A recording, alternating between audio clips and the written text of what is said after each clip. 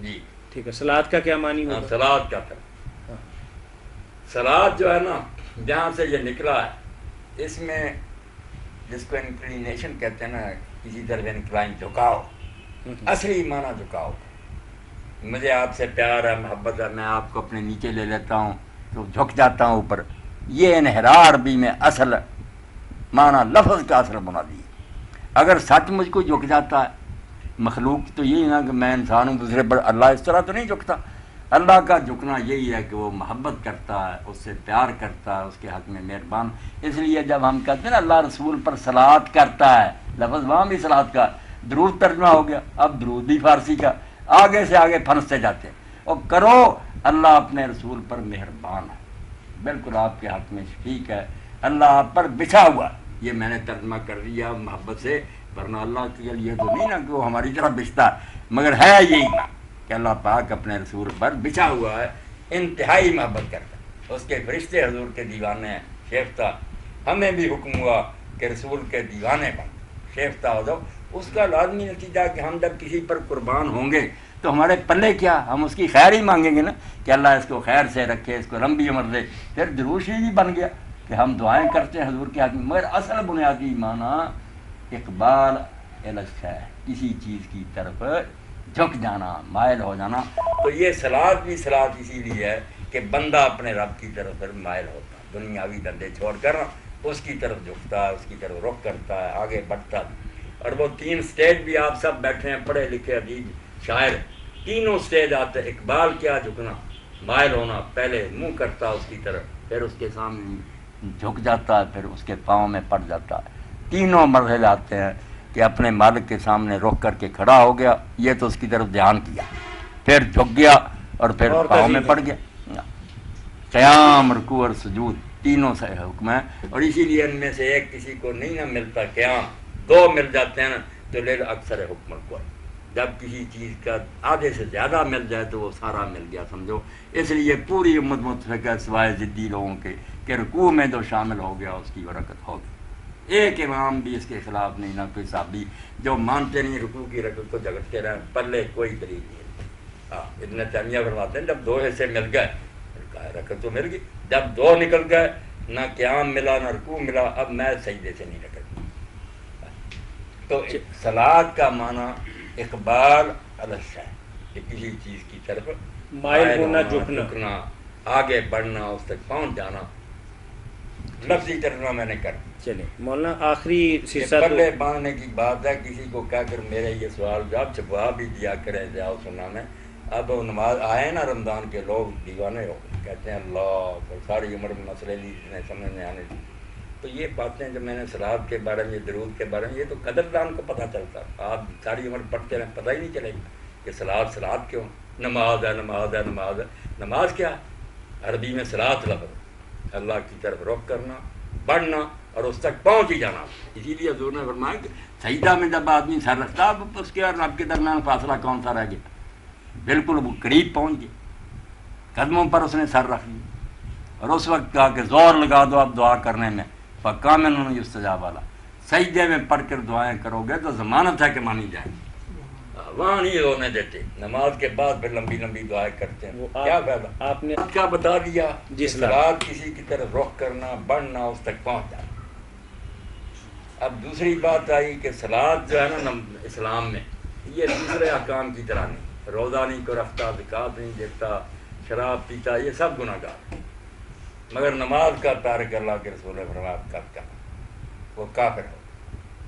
فرمایا اسلام اور بندے کے درمیان جو سرحد ہے وہ تو نماز کی ہے. نماز جب چھوٹ جاتی ہے تو کافر ہو جاتا ہے. ایک شخص نے حضرت مولانا مرزا خان بریلوی رحمۃ اللہ علیہ سے پوچھا کہ ہمارے ایک عالم نے اس طرح کہا کہ بے نماز کافر ہے. انہوں نے کہا، اس نے دیکھا کہ انہیں بڑی سختی کی، یوں کیا وہ خارجی ہے. انہوں نے کہا شرم کرو. اصل مذہب یہی تھا. بے شمار حدیثیں ہیں، صحابہ کے فتوے ہیں. کیا کریں، بیڑا غرق ہو گیا تو ہمیں نرمی کرنی پڑی کہ چلو ان کو بھی مسلمان مان لو. تم اس کو برا کہتے ہو جس نے اصل دین بتایا، اور ساتھ خود بھی پھر حدیثیں لکھی، ساری باتیں لکھی کہ اصل حکم تو یہی تھا کہ جب نماز چھوڑتا آپ کیا مسلمان سمجھیں؟ جو شخص کسی جماعت کی میٹنگ میں ہی نہیں جاتا لگاتار، بالکل چھوڑ دی، کیا وہ ممبر ہے پھر اس کا؟ چندہ نہیں دیتا، کچھ نہیں، یہ کمیاں ہوتی. مگر نماز جو ہے یہ سمجھے علامت تھی مومن اور کافر کی، اسی لیے حضرت شفیق فرماتے ہیں ترمذی کہ صحابہ کرام کسی شے کے چھوڑنے کو کفر نہیں سمجھتے تھے سوائے نماز۔ جب نماز کو چھیڑ دیتا تھا بس امید توڑ دیتے تھے کہ اب اس سے بات کیا کرنی ہے، یہ نہیں مسلمان۔ جزاکم اللہ خیرہ کہ نماز دین کا ستون ہے اور کسی بھی بندے کی ایمان کی گواہی نماز کے بغیر مکمل نہیں ہو سکتی۔ اس سستی کو ختم کریں میرے بھائی بہن، توبہ، باقی کچھ ہوتا ہی نہیں۔ نماز ہر حال میں پڑھیں، بیمار ہیں بستر پر پڑھیں، لیٹ کر پڑھیں، جیسے پڑھ سکتے ہیں، جو اس میں رعایتیں ہیں وہ حاصل ہوں گی۔ وضو ہوتا کریں، نہیں ہوتا تیمم کریں، وہ بھی نہیں ہوتا تو بغیر کچھ کیے جب اذان کی آواز سنیں سجدہ کر لیں، نماز نہ چھوڑیں ورنہ اسلام وغیرہ کوئی شاید۔ جزاکم اللہ خیرہ۔ ایک آیت مبارکہ کا ترجمہ اور تشریح تھوڑی سی پوچھی ہے بھائی نے، انہوں نے فرمایا کہ الذین اذا اصابتهم مصیبۃ قالوا انا للہ وانا الیہ راجعون اولئک علیہم صلوات من ربہم ورحمہ واولئک هم المہتدون۔ آیت مبارکہ کا ترجمہ و تشریح خاص طور پر صلوات کی وضاحت فرما دی۔ بالکل اللہ تعالیٰ نے کہا کہ جو صبر کرنے والے لوگ ہیں نا، جی جی، جن کا یہ حال ہے کہ جب بھی انہیں کوئی صدمہ پہنچتا تو اسی وقت وہ یہ کہہ دیتے ہیں کہ ہم اتنا چیخ و پکار کیوں کریں اور کیوں واویلا کریں، سب کچھ اللہ کا ہے، اس لیے وہ اپنی ملکیت میں جو چاہے تصرف کرے، اپنی چیز کو جیسے چاہے توڑے یا سنوارے، اور ہم اللہ ہی کی طرف جانے والے ہیں، اس لیے اگر تھوڑا بہت تکلیف پہنچی ہے جو اس کا اجر قیامت کے دن ملنا ہے وہ بہت زیادہ، تو یہ کلمہ بہت صبر اور تسکین کا ہے کہ آدمی جب مان لے کہ سب کچھ اللہ کا ہے، اس لیے بیٹا لے گیا تو میرا کیا تھا، دیا تھا تو اس نے دیا تھا، لے گیا تو اپنی چیز لے گیا، میں کوئی چلاؤں۔ یہ انا للہ ہی یاد دلاتا ہے، جیسے امام مالک لکھتے ہیں کہ ایک آدمی تھا بنی اسرائیل میں، اس کا ایک ہی بیٹا تھا، جوان بہت اچھا، فوت ہو گیا، یہ لوگوں کو مسائل بتاتا تھا، اب اتنا غمگین ہوا، دلگیر ہوا کہ اس نے دروازہ بند کر لیا، لوگوں سے ملنا جلنا چھوڑ دیا۔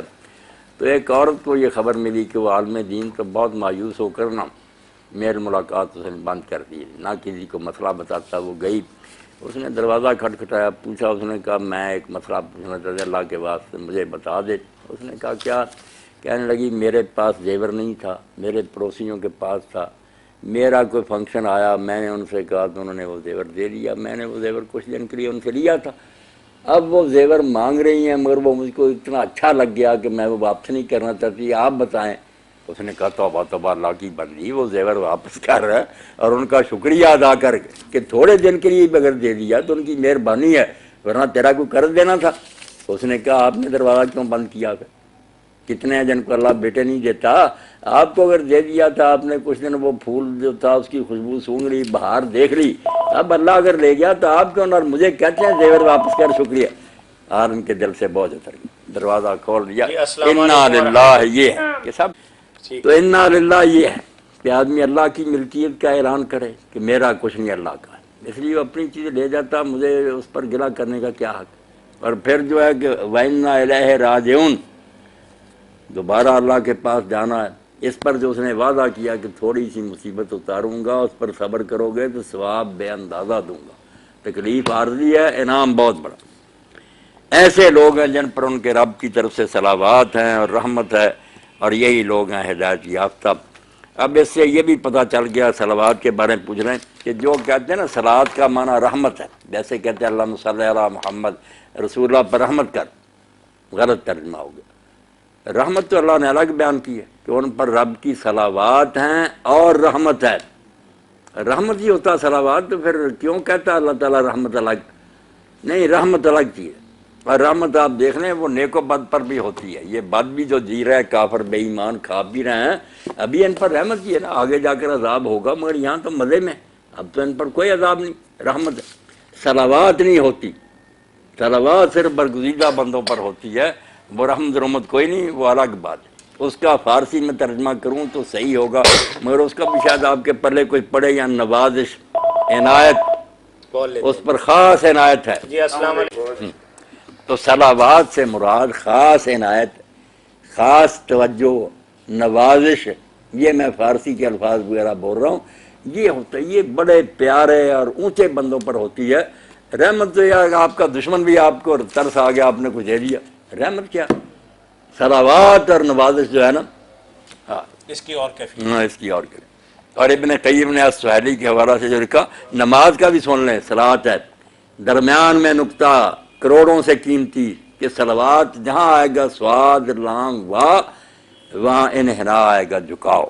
میں اگر پیار سے میاں صاحب پر جھک جاؤں ان کو نیچے لے لوں یہ انحنا ہے محسوس آنکھوں سے نظر آ رہا ہے کہ بڑی شفقت کی ہے. ایک ہے کہ وہ ظاہری نہیں اللہ تعالیٰ کو ایسی چیز تو نہیں کہ اس طرح جھک جائے مگر جو ہے کہ اللہ کا اس طرف جھکاؤ ہے میدان ہے اللہ کا اس کی طرف بہت خیال ہے. یہ کہلاتا ہے انحنائے معنوی.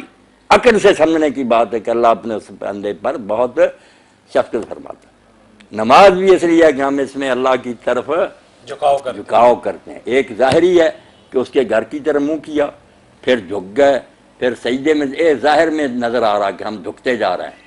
ایک اندر کا کہ اگر باہر سے جھکتے رہے اندر سے نہیں جھکے اندر خیال ہی کوئی نہیں کہ اللہ کے سامنے پھر یہ کچھ نہیں. صلات سمجھ لیں. بہت ابن قیم نے سب پیاری بحث کی ہے کہ یہ رحمت کیوں کہتے ہو کہ خدا کے بندو صلات کو سمجھو کس سے نکلا ہے اور اس کا اصل مفہوم کیا. انکلینیشن کسی طرف میلان جھکاؤ اس طرف ہاں یہ بہت خاص پیار کی بات ہوتی ہے ویسے نہیں ہوتا. اسی لیے کہ اللہ کے رسول پر نا اللہ نوازشیں کرتا ہے. اللہ کے فرشتے اس کے لیے ثنا کرتے ہیں تم بھی اہل ایمان حضور کی طرف رغبت کرو. اس لیے اگر اللہ صلی اللہ علیہ ہم کہہ دیں نہ جھکاؤ نہ حضور سے کوئی پیار ہو تو کچھ نہیں. یہ رسمی باتیں یعنی رحمت عمومی بات ہے. رحمت عمومی مومن کافر سب تو گناہ گاروں پر بھی ہو سکتی ہے. اللہ تعالیٰ انہیں مہلت دے رہا مگر یہ صلوات جو ہے نا یہ مومنین یہ مخصوص مومنین میں سے چنے ہوئے لوگ. اس لیے اللہ نے پہلے اس کا ذکر کیا کہ ایسے لوگ جو تکلیفوں میں بھی کہتے ہیں کہ سب اللہ کا راضی رہتے ہیں ان پر رب کی نوازشیں ہیں اور اس کی رحمت ہے. رحمت بھی میاں صاحب آپ دیکھ رہے ہیں صلوات بھی رحمت بھی. یہ بچہ بھی آج سے بیٹھا نکرہ آئی بجائے اس کے کہ معرفہ بیان کرتا کہا نہیں وہ ایسی ہیں کہ ناقابل بیان وہ بیان ہی کر سکتے. اللہ کہتا تم سمجھ ہی نہیں سکتے. نکرہ ہے وہ بے پہچانی ہے تمہیں نہیں خبر کہ وہ کیسی رحمتیں اور برکتیں ہیں جو اللہ ان بندوں پر کرتا. اور اس پر یہ تشریح کی بات آئی اولئک هم المہتدون. صرف یہی لوگ ہدایت یافتہ. صرف یہ نہیں کہا کہ دوسرے بھی اولئک کا یہ بھی دیکھیں نا معرفہ ضمیر ہے پھر ہم آ گیا درمیان میں آگے خبر بھی جو ہے معرفہ ہاں مبتدا بھی خبر ہو آگے جو ہے نا خبر بھی معرفہ ہو تو اس کا معنی حسر کا ہوتا. اولئک المہتدون میں بھی تھا مگر جب ہم ضمیر فصل آئی تو کہا یہی صرف یہی لوگ ہیں جو ہدایت یافتہ. باقی اگر کہلاتے ہیں نا ہدایت یافتہ جھوٹے ہیں ہدایت یافتہ ہوتے تو اللہ کی بھیجی مصیبت پر شکوے کیوں کرتے. اور ہدایت یافتہ کا بھی ایک مفہوم بیان کر دوں چلو وقت ختم ہونے والا کہ جو ہے نا ہدایت اس کے بھی سٹیج ہیں. اس لیے جب ہم کہتے ہیں اہدنا الصراط المستقیم کتنے پادری اور آرین ہیں جو کہتے ہیں یار تمہیں ہدایت ملی نہیں تم نمازیں پڑھ رہے اور قرآن پڑھتے ابھی کہتے ہمیں ہدایت دے. اب ان کافروں کو کون سمجھایا کہ ہدایت کوئی ایک شے وہ ایک جگہ رکی ہوئی. ہدایت کے تو منزلیں ایسی ہیں مدارج ختم ہوتے ہی. ہدایت کا پہلا درجہ کیا ہے کہ آدمی کو راستہ بتانا. ایک شخص کو راستے کا پتہ نہیں آپ اس کو بتا دیتے ہیں یہ راستہ ادھر کو جاتا. یہ رہنمائی جو ہے راستہ دکھانا ارات الطریق پہلی منزل ہے. آگے ہے پھر اس پر چلانا. اگر صرف بتا دیا مگر پتہ نہیں بیچارہ بھٹک کر کدھر کو کدھر چلا جائے نہیں پھر اس کو چلانا ایثار المطلوب. اور چلانا بھی یعنی کہ تھوڑی دیر تک جب تک وہ منزل تک نہیں پہنچتا آپ اس کے ساتھ ساتھ رہیں. اس لیے جب ہم کہتے ہیں نا اہدنا تو جو تو چیزیں نہیں ہم سمجھ رہے وہ ہمیں سمجھا جو سمجھ لی ہیں ان پر ہمیں چلا اور چلاتا رہ اور منزل مقصود تک پہنچا. یا جنت میں چلے جائیں یا تیری رضا حاصل ہو جائے آخری جو ہے نا مقام وہاں تک ہمیں پہنچانا ہے. ایثار علی المطلوب. اس لیے اس کی کوئی حد ہے کوئی پتہ نہیں چلا راستے میں بھٹک گیا. اور مغضوب علیہم ولا الضالین جو یہی ہیں چلے تھے وہ بھی یہودیوں نے جان بوجھ کر دین بدل دیا وہ مغضوب علیہم ہو گئے شرارتی. عیسائی جو ہے یہ ویسے بھٹک گئے کلمۃ اللہ روح اللہ کی سمجھ نہ آئی ان کی خرابی